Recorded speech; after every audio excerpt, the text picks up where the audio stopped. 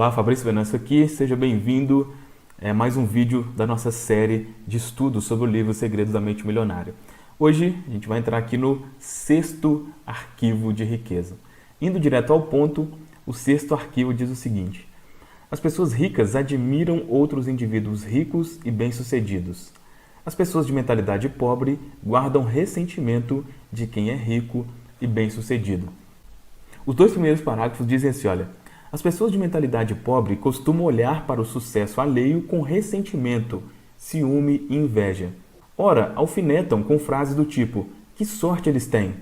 Ora, sussurram: esses ricos idiotas! Se você quer ser uma pessoa boa, mas considera os ricos naturalmente maus, nunca será um deles. É impossível. Como você pode ser algo que despreza? Então, logo nesse começo aqui, mostra realmente o poder do sentimento e da emoção que você tem, né? A gente já no começo aqui do livro, né, no primeiro vídeo, acho que já deu para ficar claro para você que você é governado pelas emoções que você tem com relação a algo. E com relação ao dinheiro, isso é a mais pura verdade. Então, mesmo que mentalmente, né, e racionalmente você quer falar, não, eu quero ganhar cada vez mais, mas se emocionalmente você tiver isso que comentou aqui, esse tipo de emoção negativa, é impossível que isso aconteça, tá? Continuando aqui, olha, é espantoso observar o ressentimento e até a raiva pura e simples que muitas pessoas de mentalidade pobre têm dos ricos. É como se acreditassem que eles são os responsáveis pela situação difícil em que elas se encontram. É isso mesmo, os ricos ficam com todo o dinheiro, por isso não sobra nenhum para mim. Esse é, obviamente, o perfeito discurso da vítima. E aqui ele conta uma história que ilustra bem o que ele quer dizer aqui, olha. Vou contar uma história, não para me queixar, mas para registrar uma experiência real que tive com esse princípio. Antigamente, nos meus tempos de dureza, eu tinha um carro velho. Mudar de faixa de tráfego nunca era um problema. Quase todos os motoristas me deixavam entrar. Depois que fiquei rico e comprei um belo Jaguar preto, novinho em folha, notei que as coisas mudaram. De um dia para o outro, comecei a ser cortado, às vezes ganhando gestos obscenos de brinde. Chegavam-me a tirar objetos e por uma única razão: eu possuía um Jaguar. Isso aqui, infelizmente, é muito comum, né? Esse tipo de sentimento com as pessoas que têm muito dinheiro é incrível como que existe isso mesmo, né? Como ele falou aqui, como se fossem os culpados pelo problema no mundo. Se muita gente tem pouco, é porque, né, a pessoa que tem muito e ela, enfim, de alguma forma ela é culpada. A questão aqui do vitimismo, que é o primeiro princípio que a gente conversou aqui, se aplica perfeitamente nesse caso, né? E aqui, passando aqui mais para frente, aqui acredito que deu para você perceber, né, se você chegou aqui até agora aqui na série, que aqui não estou fazendo simplesmente uma leitura aqui, né? Estou pegando aqui os pontos principais, pelo menos na minha visão, para passar aqui para você. Logo aqui na frente, ele passa, é uma parte aqui que eu achei demais. Porque o que acontece? Por mais que às vezes seja chato e às vezes, dependendo do seu paradigma, seja incômodo acreditar nisso, pensar nisso, mas muito dessa relação negativa que se tem com relação ao dinheiro vem dos ensinamentos religiosos, né? A maioria, e um ensinamento, na minha visão, distorcido da Bíblia, na minha visão. Aí ele cita aqui um trecho de um homem chamado Russell Colwell. Russell Colwell. Ele era ministro da Igreja Batista, isso em 1800 e alguma coisa, 1853, se não me engano, pelo que eu pesquisei aqui, era o ano de nascimento dele.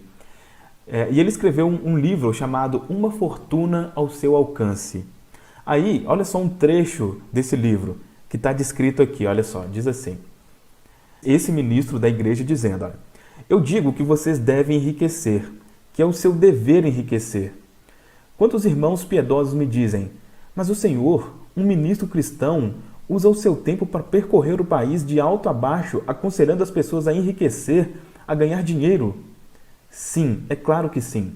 Então eles continuam, que coisa horrível, por que o Senhor não prega o Evangelho em vez de doutrinar as pessoas a ganhar dinheiro? Porque ganhar dinheiro honestamente é pregar o Evangelho. Essa é a razão.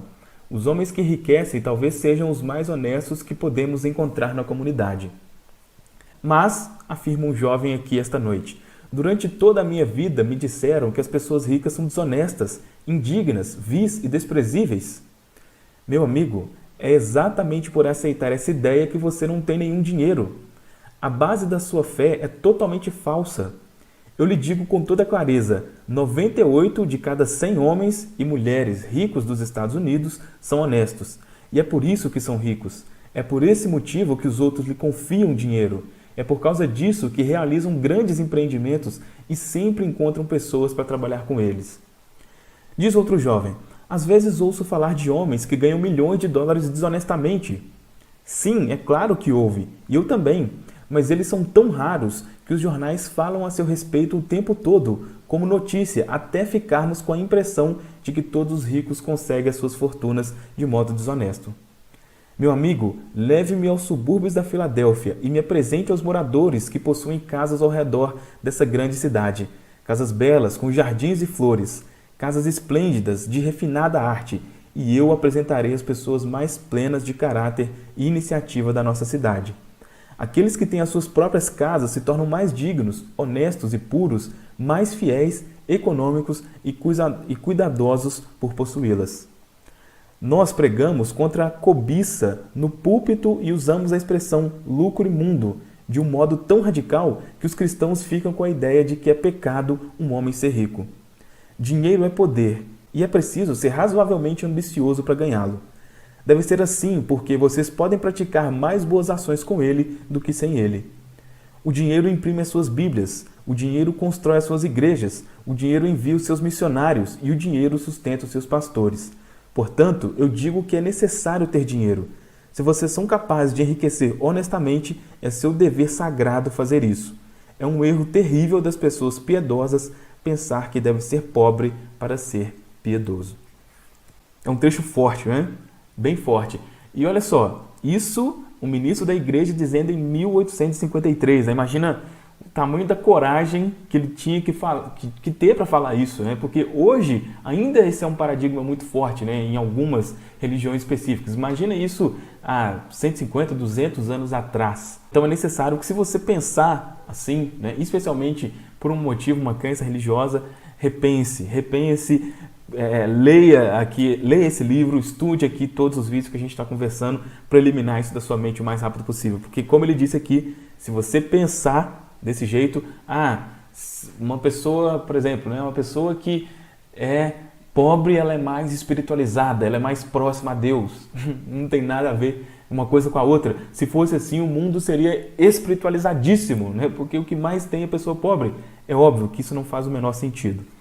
Bom, aqui ele cita alguns relatos, eu não vou entrar nesse ponto aqui, mas ele cita aqui alguns relatos que ele mesmo passou, o autor passou de surpresa, vamos dizer assim, né? Quando ele começou a ter contatos com pessoas ricas. Que ele tinha muito essa ideia, né, de que os ricos eram muito gananciosos e coisa do tipo, mas quando ele passou a ter contato com esse tipo de pessoa, mesmo antes dele ter muito dinheiro, ele começou a perceber que não tinha nada disso, né? Inclusive, boa parte deles encabeçando instituições de caridade e tal.